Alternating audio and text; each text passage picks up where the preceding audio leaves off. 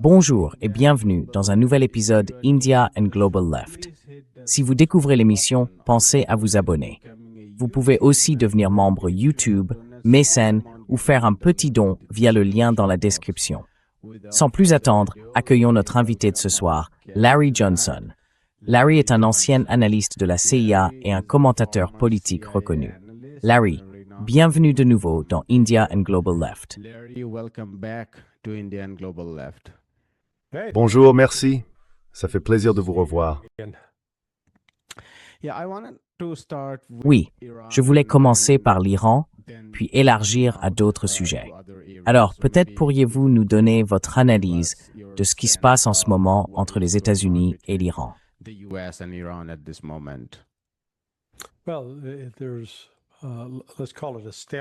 Eh bien, disons qu'il y a une impasse qui favorise l'Iran.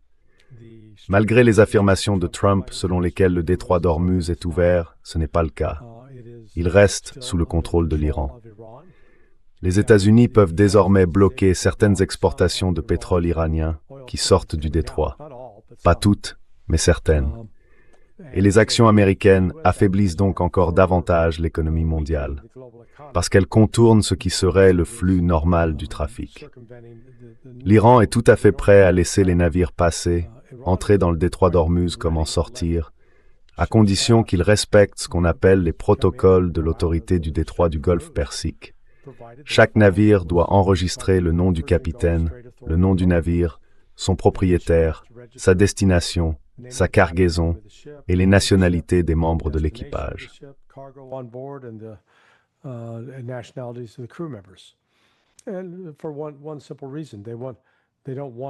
Et pour une raison simple, ils ne veulent pas que les navires se rendant en Israël, ni ceux qui soutiennent Israël, puissent en tirer un bénéfice économique. C'est donc un blocus économique iranien contre Israël. C'est au fond de cela qu'il s'agit. La fermeture du détroit d'Ormuz cause donc de graves dommages à l'économie mondiale. Et ce n'est pas, vous savez, même le secrétaire au Trésor américain, Scott Bessent, se trompe en affirmant qu'il s'agit en réalité du pétrole, et que, on va contourner ça, nous allons construire des oléoducs et l'Iran deviendra sans importance. Bien au contraire. Vous pourrez peut-être détourner une partie du pétrole par des oléoducs qui restent eux-mêmes vulnérables aux attaques. Mais cela ignore le rôle de l'urée, du soufre, de l'hélium et du gaz naturel liquéfié, qui sont tous des sources d'approvisionnement majeures pour l'hémisphère.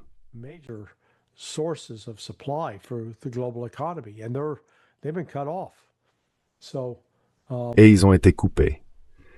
Donc, avec cette interruption, je pense que nous sommes vraiment à la veille d'une récession mondiale. Cela frappe particulièrement durement l'Asie, parce que vous savez, le Japon et la Corée du Sud, par exemple, tiraient 90% de leur pétrole du Golfe Persique. Donc une fois cet approvisionnement interrompu, et c'est la date effective de l'interruption, même si la guerre a commencé le 28 février et que le détroit a été fermé à partir de cette date, ou à compter du 1er mars, il y avait encore des pétroliers en mer qui livraient du pétrole. Mais ils ont effectué leur dernière livraison vers la première semaine d'avril. Une fois que cela s'est produit, les pénuries ont commencé. Et c'est pourquoi on observe maintenant des pénuries mondiales de diesel et de carburant, aviation. Et il n'y a absolument aucune solution rapide en vue.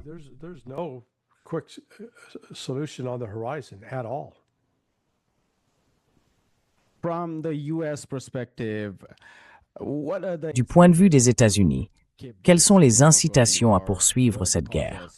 Ou quelles sont les raisons de l'incapacité à y mettre fin, alors même qu'elle est si impopulaire aux États-Unis, et compte tenu des dégâts économiques que les États-Unis subissent, ainsi que des dommages causés à l'économie mondiale? Qu'est-ce qui empêche les États-Unis de se retirer de cette guerre?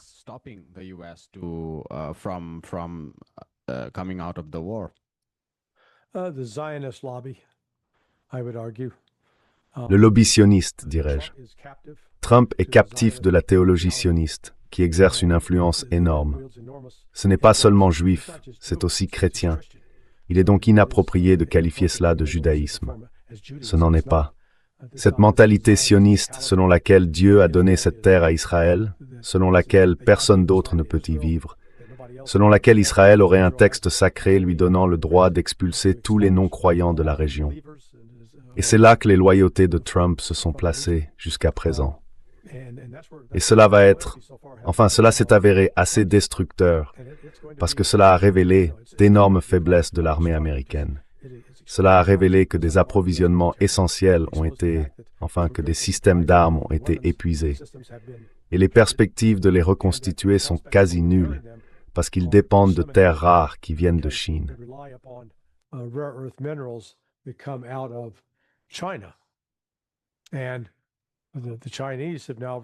Et maintenant, les Chinois ont restreint l'accès de ces minerais aux États-Unis. Donc vous savez, les États-Unis Trump et son équipe pensaient que ce serait une défaite facile pour l'Iran. Ils pensaient que le système s'effondrerait, qu'il y avait de grandes dissensions internes. Ce n'était pas le cas. L'Occident continue de mentir sur le nombre d'Iraniens morts lors de ces manifestations. Maintenant, les chiffres avancés parlent de 60 000 morts. Au départ, on était autour de 5 000. Et puis chaque semaine qui passe, c'est comme... Je ne sais pas si en Inde, vous avez cette tradition chez les pêcheurs. Les pêcheurs mentent sur la taille du poisson qu'ils ont attrapé. Ils commencent à raconter des histoires de pêcheurs.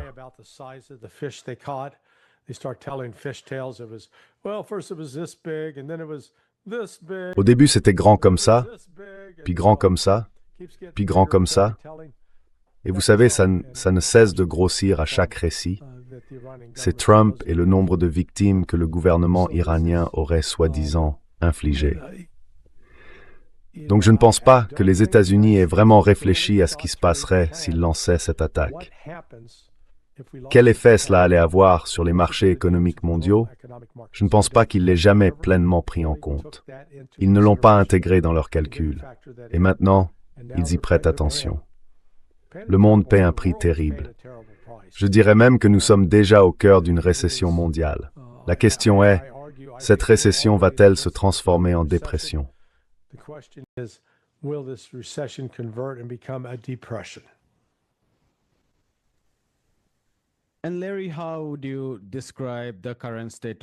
Et Larry, comment décririez-vous l'état actuel de la relation entre les États-Unis et Israël, sachant qu'on a vu tant de divisions aux États-Unis sur la question d'Israël, aussi bien chez les démocrates que désormais chez les républicains, ou, plus largement, à droite comme à gauche. Ces camps se divisent sur la question d'Israël. Et bien sûr, après le génocide, la popularité globale d'Israël, ou le soutien dont il bénéficie, s'est effondrée, y compris au sein de la communauté juive aux États-Unis. Il y a quelques mois, John Mearsheimer a souligné que c'était la première fois dans l'histoire des États-Unis que le débat sur Israël au sein de l'establishment dirigeant américain commençait à apparaître publiquement. Il faisait référence aux commentaires de J.D. Vance sur Benjamin Netanyahou. Donc si vous pouvez nous donner votre point de vue sur la manière dont vous percevez à ce stade la relation entre les États-Unis et Israël.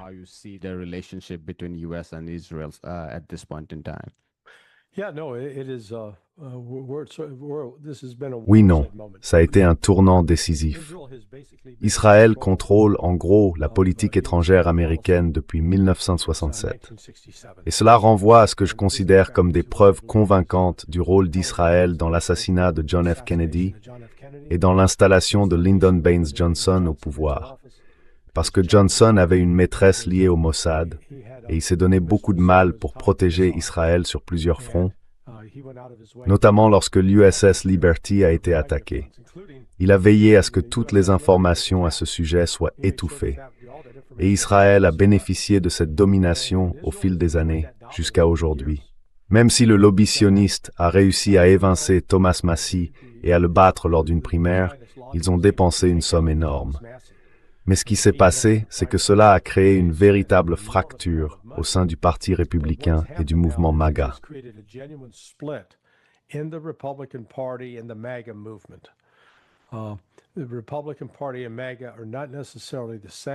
Le Parti républicain et MAGA ce n'est pas forcément la même chose. Il y a des recoupements, mais certaines personnes du Parti républicain, qui faisaient aussi partie du mouvement MAGA, ont rompu avec lui. Par exemple, vendredi dernier, j'ai eu une conversation avec Mark McCloskey. Mark et sa femme sont devenus assez célèbres, ou tristement célèbres, ou ont acquis une certaine notoriété pendant les manifestations de Black Lives Matter à Saint-Louis, il y a 7 ou 8 ans. On les avait filmés devant leur maison, lui tenait un fusil automatique, un M4 ou un AR-15, et sa femme avait un pistolet, tandis que ces manifestants prenaient leur maison d'assaut.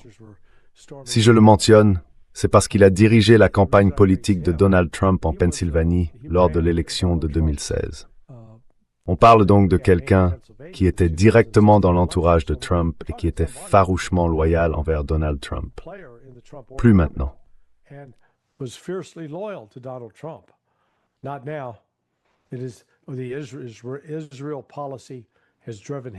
La politique menée sur Israël l'a éloigné et elle a éloigné d'autres personnes aussi.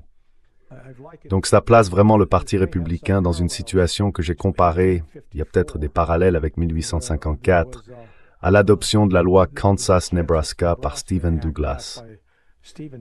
Cette loi cherchait essentiellement à annuler ce qu'on appelait alors le compromis du Missouri, qui disait en substance qu'il n'y aurait plus d'esclavage dans les États issus du découpage de l'achat de la Louisiane.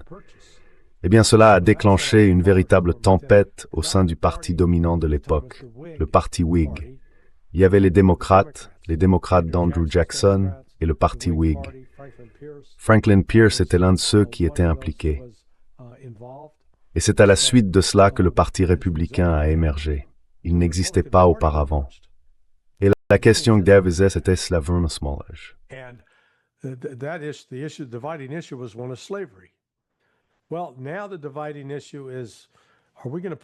Eh bien, désormais, la ligne de fracture, c'est « Allons-nous faire passer Israël avant tout ou allons-nous faire passer l'Amérique avant tout ?» Et là, la division est très nette.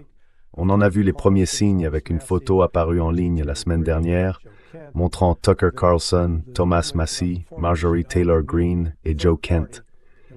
Il y a des rumeurs sur la formation d'un nouveau troisième parti, une alternative au Parti républicain. Et selon l'ampleur de la défaite des républicains à l'élection de novembre, cela déterminera si cette option devient réellement viable ou non.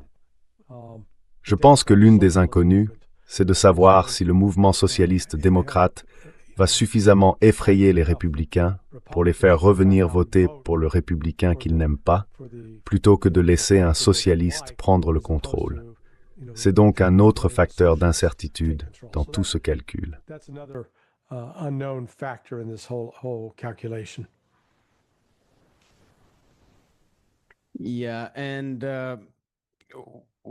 Oui.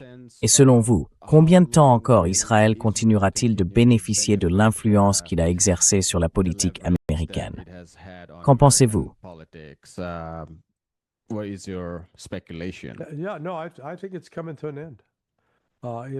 Oui, non, je pense que ça arrive à sa fin.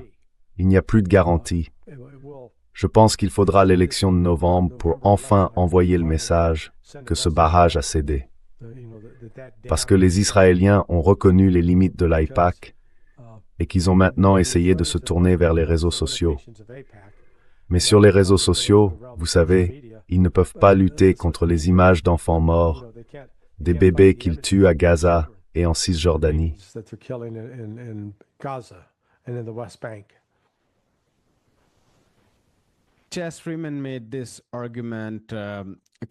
Chas Freeman a avancé cet argument il y a quelques semaines dans l'émission. Compte tenu des vulnérabilités auxquelles les bases américaines font face dans la région, ironiquement, les États-Unis pourraient désormais dépendre davantage d'Israël pour atteindre leurs objectifs militaires dans la région, à mesure que leurs bases doivent se replier de plus en plus vers Israël. Que pensez-vous de cette dépendance accrue du complexe militaro-industriel américain envers Israël? Qu'il s'agisse de devoir vendre toujours plus d'armes à Israël pour maintenir ses profits ou de devoir défendre ses actifs physiques en Asie occidentale?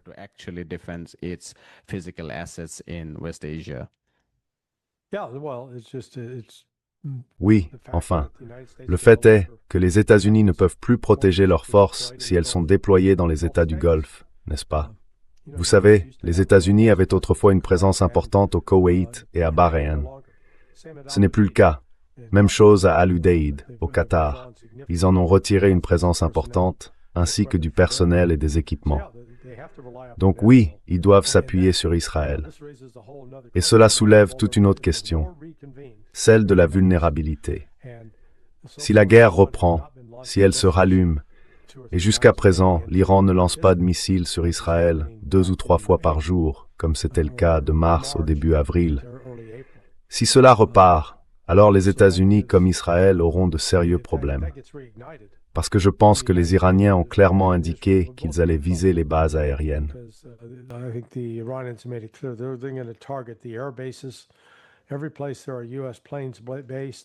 Partout où des avions américains sont basés, ils vont les faire exploser.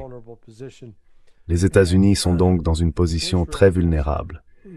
Et Israël, vous savez, Bibi Netanyahou dit beaucoup de choses folles en ce moment. C'est la période électorale. On comprend pourquoi. Comme les politiciens en période électorale, ils vont dire des choses outrancières, fausses, ils vont mentir. Mais Bibi là essaie de se présenter comme s'opposant aux États-Unis. Et je ne les laisserai pas nous imposer une solution à 2 États, ce genre de choses. Et jusqu'à présent, Trump le laisse faire. On verra si ça continue.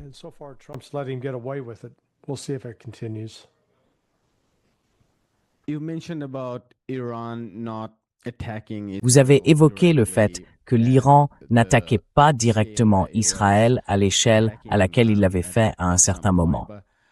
Mais j'aimerais tout de même vous demander de commenter une observation plus générale que beaucoup de gens ont faite et qui est peut-être déroutante.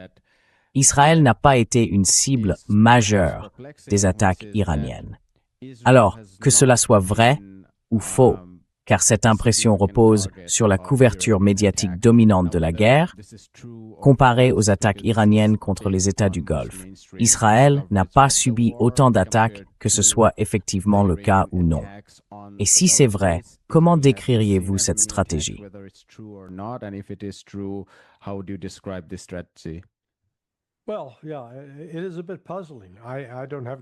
Eh bien oui, c'est un peu déroutant.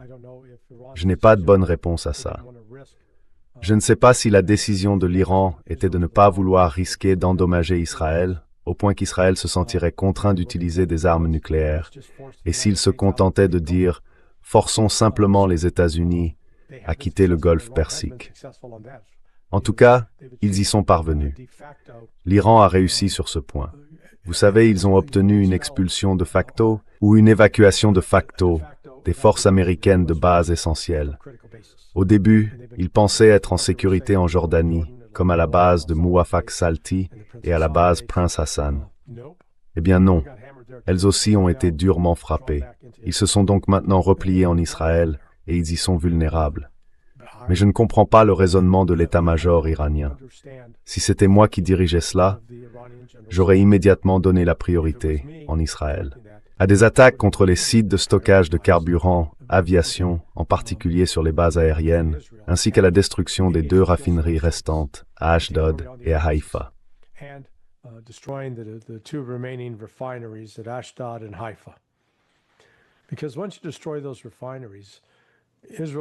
Parce qu'une fois que vous détruisez ces raffineries, Israël dépend alors au final des importations de diesel et de carburant aviation.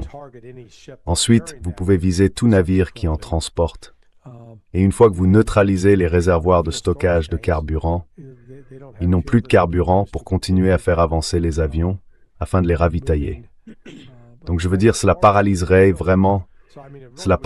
l'armée de l'air israélienne. Je ne sais pas pourquoi les Iraniens ne l'ont pas fait. Ils ont tout de même infligé des dégâts importants aux raffineries d'Ashdod et de Haïfa, mais sans les mettre complètement hors service. Donc vous savez, je pense qu'à ce stade, ils ont essayé de limiter les choses, de ne pas rallumer la guerre. Et la réalité, c'est que malgré les menaces de l'Iran de frapper à nouveau, si l'Iran frappe de nouveau, alors ils sont totalement à découvert. Leurs missiles défensifs ne fonctionnent plus, et en plus ils commencent de toute façon à en manquer. they're running short on them anyway.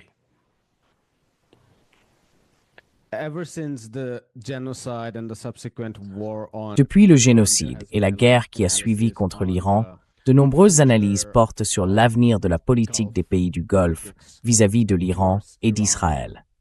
Quel est l'équilibre? Qui est perçu comme la principale menace? Et bien sûr, cette guerre a mis en lumière la vulnérabilité de ces États qui comptent sur le parapluie protecteur des États-Unis. En même temps, il y a de la méfiance à l'égard de l'Iran, compte tenu de l'attaque iranienne contre les bases américaines. Mais comme ces bases sont accueillies dans ces pays, ils ont eux aussi été visés. Il y a donc beaucoup d'analyses sur la manière dont ils vont équilibrer ces relations à l'avenir. Et dans ce contexte, nous avons vu le pacte de défense entre le Pakistan, la Turquie et l'Arabie saoudite. Alors, comment interprétez-vous ce pacte? Contre qui est-il dirigé? L'Iran ou Israël? Et quelle sera probablement l'ampleur de ce pacte de défense?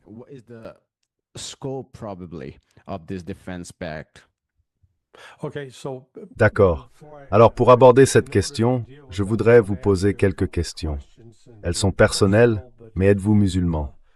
Are you Muslim? Non. Okay. So, D'accord, parce que si c'était le cas, ma question suivante aurait été, selon vous, quelle était la portée de la signature de ce traité, de ce pacte, à la Mecque plutôt qu'à Riyad? Vous pensez que c'était important? as opposed to Riyadh?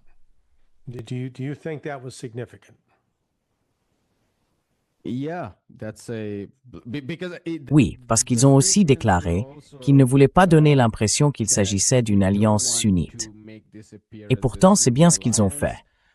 D'un côté, les responsables ont dit que ce n'était pas une alliance sunnite, probablement pour ne pas susciter l'hostilité directe de l'Iran. Et en même temps, ils ont choisi la Mecque plutôt que Riyad. Yeah.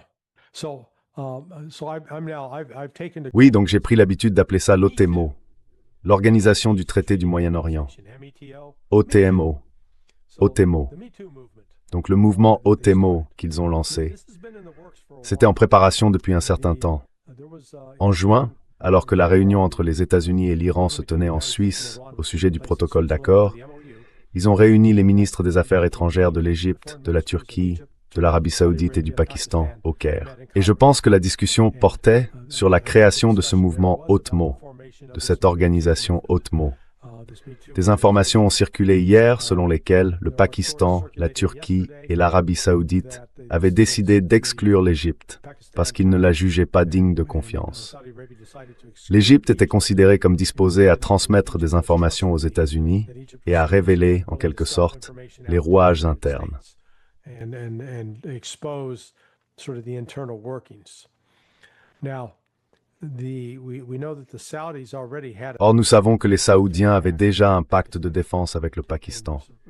Il aurait été signé en septembre dernier. Il stipulait qu'une attaque contre les Saoudiens serait considérée comme une attaque contre le Pakistan. Eh bien, depuis, il y a eu des attaques entre les Saoudiens et les Houthis. Et à aucun moment, les Pakistanais ne sont intervenus en disant « Hey, on y va, on s'aligne avec l'Arabie saoudite, on va attaquer les Houthis. » Ils ne l'ont pas fait. Et depuis la signature de cet accord, je crois que c'était vendredi dernier, peut-être jeudi, il y a eu de nouvelles attaques des Houthis et du Front des milices populaires en Irak contre des cibles à l'intérieur de l'Arabie saoudite. Et là encore, ni les Turcs ni les Pakistanais ne se sont levés pour dire « Hey, cela viole cet accord ». This violates that agreement. We're going to fight now on behalf of Saudi Arabia. Nous allons maintenant nous battre au nom de l'Arabie saoudite.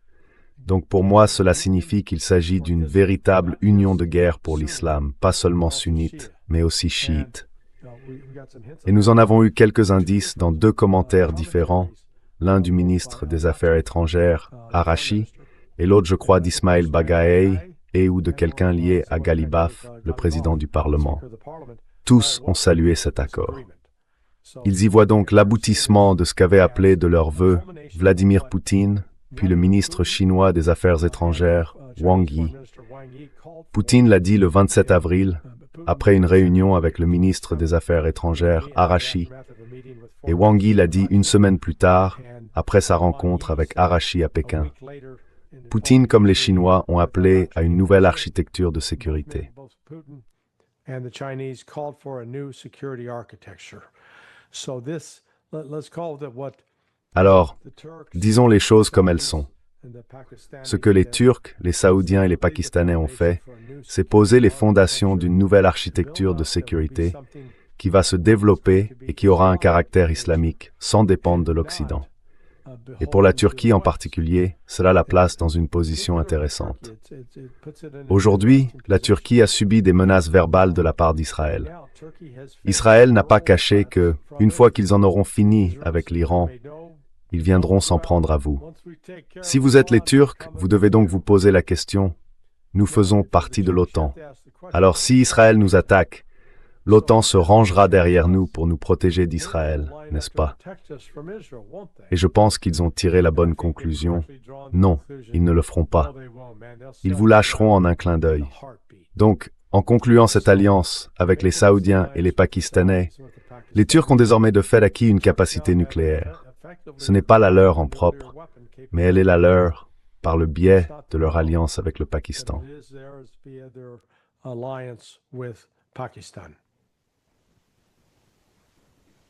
And how does it complicate the Et comment cela complique-t-il l'approche des États-Unis dans cette région élargie? Parce qu'à un moment donné, avant l'opération Déluge d'Al-Aqsa, la politique étrangère américaine dans la région visait à contenir la Chine, la Russie et l'Afghanistan. Ce type d'alliance, l'alliance des BRICS dans la région. Les États-Unis promouvaient les accords d'Abraham comme alternative à cela. L'idée centrale était de réunir ces alliés divergents des États-Unis dans la région, Israël d'un côté et l'Arabie saoudite ainsi que d'autres pays de l'autre. Et cela semblait effectivement possible à ce moment-là. Mais aujourd'hui, ce n'est plus à l'ordre du jour. Bien sûr, l'Arabie saoudite, la Turquie et le Pakistan restent dépendants des États-Unis. Mais en même temps, ils ne sont pas prêts à s'engager dans une alliance sous l'égide des États-Unis. Alors, quel impact cela a-t-il sur la stratégie géopolitique ou militaire plus large des États-Unis en Asie occidentale à l'avenir? strategy of the United States in West Asia going forward? Well, I'll put it in terms of Eh bien, permettez-moi de l'exprimer en termes de relations personnelles entre un homme et une femme. Les États-Unis sont un mauvais petit ami. Nous sommes un petit ami violent. Vous savez, on vous fait physiquement du mal, on vide vos finances, et on attend de vous que vous répondiez à tous nos besoins, mais on ignore les vôtres. Maintenant, si c'était, et vous pouvez inverser les rôles, si vous aviez un partenaire amoureux qui se comportait comme ça, vous ne supporteriez pas cette relation. Vous vous tireriez de là au plus vite. Eh bien, c'est ce qui se passe. Les États-Unis ont été abusifs envers ces pays. D'un côté, on dit « Hey, vous devez acheter nos bons du Trésor américain, vous devez financer notre dette pour qu'on puisse dépenser tout ce qu'on veut sans vraiment se soucier de la rembourser. Et en même temps, vous devez acheter nos armes pourries. »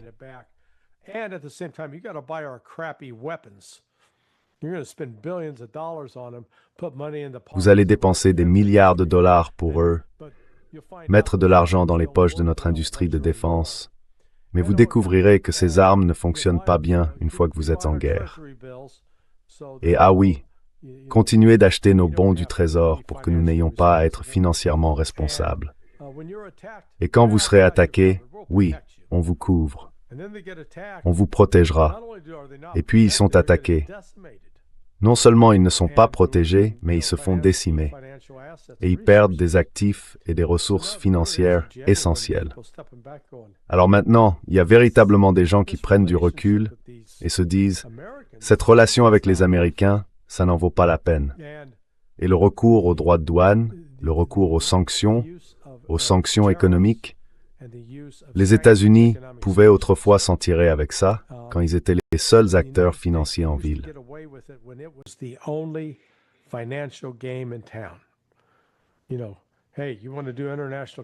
Vous savez, si vous voulez faire du commerce international, vous devez le faire en dollars.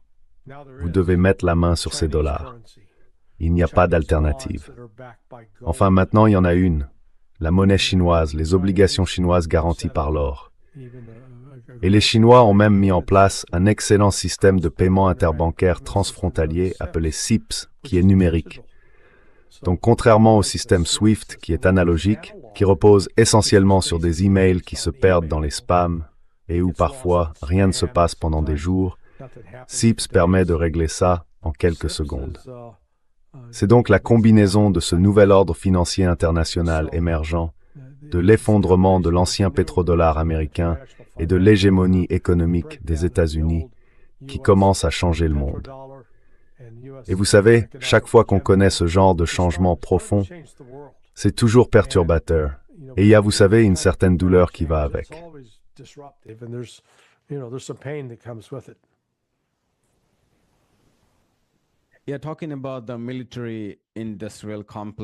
Oui, en parlant du complexe militaro-industriel, je voulais aussi faire le point sur la guerre entre l'Ukraine et la Russie, ou entre l'OTAN et la Russie, selon la manière dont vous préférez l'interpréter. Il semble que la guerre se soit intensifiée par rapport à la situation d'il y a quelques mois. Alors, pouvez-vous nous dire ce qui se passe sur ces fronts?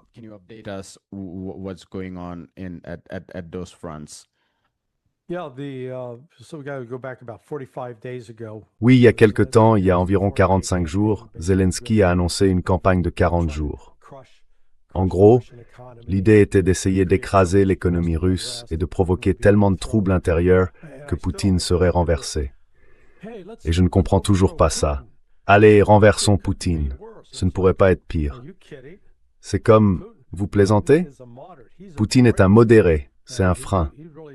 Il est vraiment un garde-fou vivant face à certains en Russie qui veulent être bien plus agressifs et bien plus destructeurs envers l'Ukraine et l'Occident.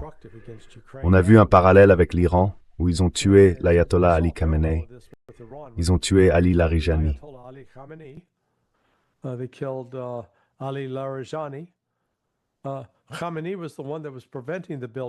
Khamenei était celui qui empêchait la fabrication d'une arme nucléaire. Larijani, lui, était partisan de négociations avec l'Occident.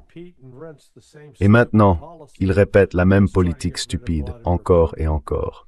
Essayons de nous débarrasser de Vladimir Poutine, sans reconnaître que Poutine n'est pas un quelconque tyran maléfique.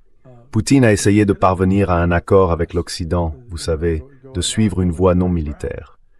Mais à la suite de ces attaques, dont certaines importantes contre des infrastructures civiles, et de la mort d'un groupe de jeunes filles, une vingtaine environ, dans une université du Donbass, les Russes ont retiré leurs gants.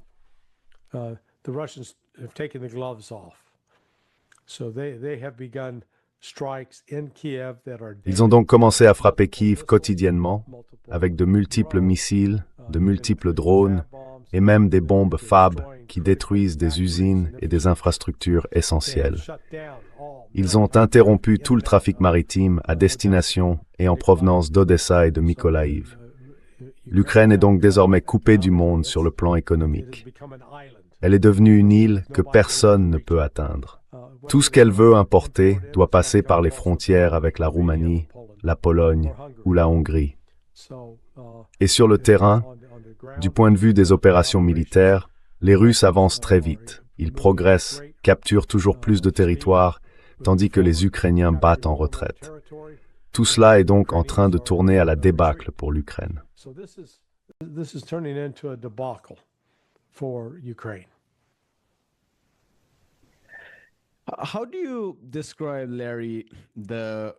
Comment expliquez-vous, Larry, la durée de cette guerre?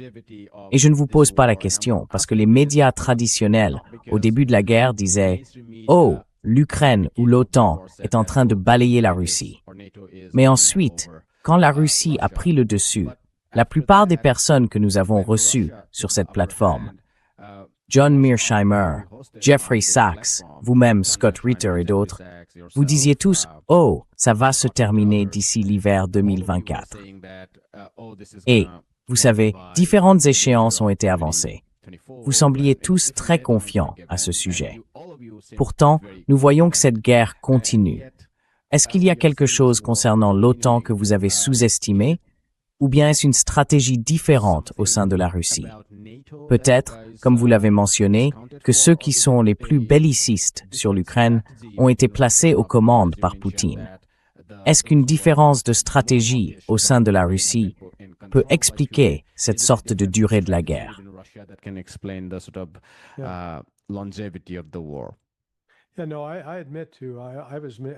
Oui, non. Je reconnais que j'ai fait certaines suppositions erronées au début. Je pensais, premièrement, que la Russie avait déployé une force militaire bien plus importante et qu'elle allait suivre une stratégie plus agressive. Mais vous savez, leurs objectifs n'ont pas vraiment changé dans le cadre de ce qui a été qualifié d'opération militaire spéciale. Cela voulait dire qu'il n'y avait pas de mobilisation générale de la société russe. L'économie russe n'a pas été contrainte de passer au second plan au profit de l'effort de guerre. Les Russes ont changé de tactique et d'approche. En fait, au début, leur stratégie a fonctionné. Ils gagnaient parce que leur objectif était le suivant: nous allons intervenir avec suffisamment de force. Ils sont entrés avec environ 130 000 hommes et nous allons contraindre l'Ukraine à s'asseoir à la table des négociations. Ce qui s'est produit.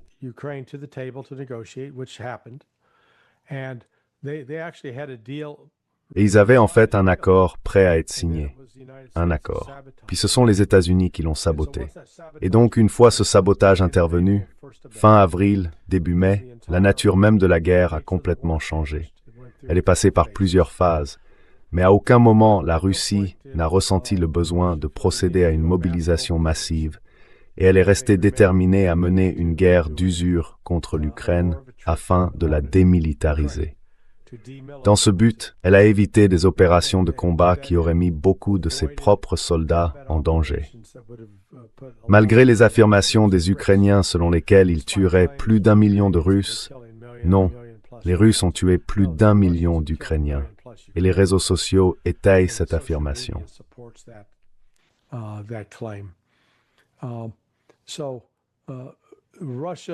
Donc la Russie a... Quand on revient là-dessus, elle a procédé à sa première mobilisation en septembre parce que, premièrement, elle avait besoin de davantage de troupes. Un certain nombre de soldats sous contrat arrivaient au terme de leur engagement et sont partis. Et donc, quand vous faites venir 300 000 personnes, il s'agissait de 300 000 réservistes. Ils n'avaient pas besoin d'autant de temps de préparation avant d'être envoyés sur le front. Mais ensuite, ils ont aussi intensifié le recrutement. Ils recrutent en moyenne environ 40 000 nouveaux soldats par mois. Ils en ont déjà recruté plus de 200 000 au cours du premier semestre de 2026 et ils en auront encore, vous savez, 200 000 d'ici la fin de l'année. Au fil du temps, Poutine a autorisé l'expansion, l'augmentation des effectifs de l'armée. Ces effectifs réels sont maintenant d'environ 1 600 000. En 2022, ils étaient d'environ 800 000. In 2022, it was about 800,000. So they've almost doubled the size of. Ils ont donc quasiment doublé les effectifs militaires d'actifs disponibles. Ils disposent aussi d'énormes réserves qu'ils pourraient mobiliser, mais cela nécessiterait une guerre, et ils ne les ont pas activées. Dans le même temps, comme vous le soulignez, l'OTAN a injecté littéralement des milliards de dollars de ressources pour tenter de maintenir l'Ukraine dans le combat. Or, tout au long de 2023, la Russie n'a réellement été capable d'opérer que sur un seul axe offensif, Bakhmut. Puis, vers la fin de l'année, une fois Bakhmut tombé, elle s'est tournée vers Avdiivka. Et cela s'est poursuivi de 2023 à 2024. Puis à la fin 2024, ils repoussaient l'invasion ukrainienne de Kursk. Et ils ont également commencé à s'attaquer à Pokrovsk. Donc, début 2025, ils en avaient fini avec Pokrovsk. So by early 2025, they'd finished Pokrovsk. Now in 2026, what we're seeing are offensive. Aujourd'hui, en 2026, ce que nous observons, ce sont des opérations offensives le long d'au moins 7 axes d'attaque. À Tchernihiv au nord, à Soumy au nord, d'ouest en est, Tchernihiv, Soumy, Kharkiv, puis jusqu'à Donetsk, et ensuite Dnipropetrovsk, Zaporizhia, Kherson. Ils opèrent donc sur tous ces théâtres avec davantage de force et de rapidité et prennent de plus en plus de territoire. Donc oui, Je pense que nous en sommes peut-être à la phase finale pour l'Ukraine. Elle ne peut pas tenir comme ça. Elle n'a pas les effectifs nécessaires et elle va manquer d'armes et de ravitaillement, ne serait-ce qu'à cause du blocus qui est désormais en place en mer Noire.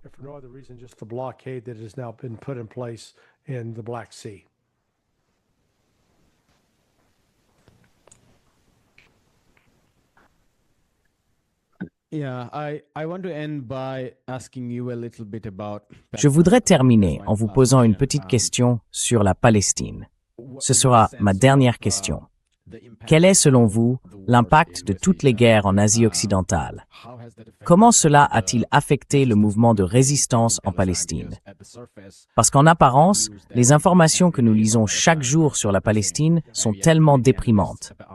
Et pourtant, beaucoup d'analystes de la Palestine disent qu'Israël perd le contrôle. Il prend beaucoup de risques, compte tenu du manque de popularité d'Israël aux États-Unis. Il en fait aussi trop. C'est même risqué sur le plan militaire. J'ai regardé l'interview du porte-parole du Hamas chez Piers Morgan. Il m'a semblé très prudent et je n'ai pas vu de triomphalisme de sa part. Or, on en voit parfois dans différents cercles de l'axe de la résistance lorsqu'on parle de la Palestine. Comment décririez-vous le mouvement de libération ou le mouvement de résistance en Palestine à un moment où les blocs de colonies s'étendent, où Gaza est occupé, où Israël a complètement dérayé? Quelle est votre évaluation?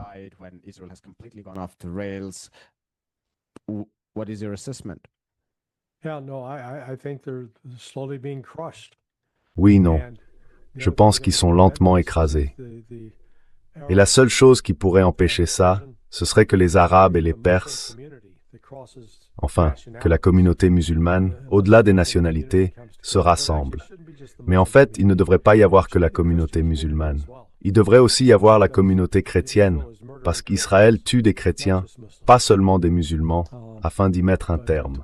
C'est-à-dire que, vous savez, je l'avoue, j'espère secrètement que d'une manière ou d'une autre, la guerre se poursuivra afin que la capacité militaire d'Israël soit détruite pour qu'il ne puisse plus continuer à tuer le peuple palestinien comme il l'a fait.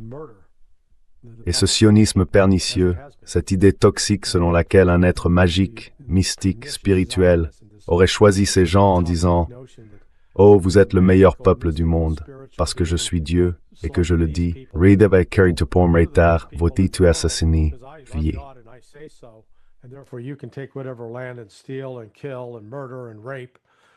It's okay because you're my people. C'est acceptable parce que vous êtes mon peuple. Eh bien, je trouve que c'est une doctrine religieuse tellement abjecte et ridicule. C'est répugnant. Si vous allez croire en un être suprême, alors croyez en un être suprême qui est le créateur de tous les peuples, pas seulement de certains, qui veut le meilleur pour tous les peuples, pas seulement pour certains. Donc voilà, vous savez, c'est là que j'ai un vrai problème avec ça.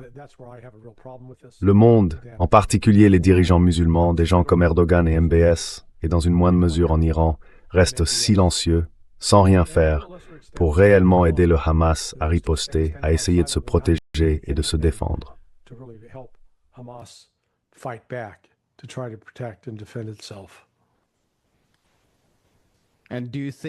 Et pensez-vous qu'ils craignent la réponse américaine s'ils se montrent plus virulents envers Israël pour ce qu'il fait en Palestine? Non. Oui, dans une certaine mesure, je le pense. Mais ils doivent surmonter cette peur. Ils doivent reconnaître que les grands et puissants, enfin les États-Unis omnipotents, ne sont pas si omnipotents que ça. Ils ont des pieds d'argile, ils ont des faiblesses, et ils sont assurément limités dans ce qu'ils peuvent faire pour protéger ces pays.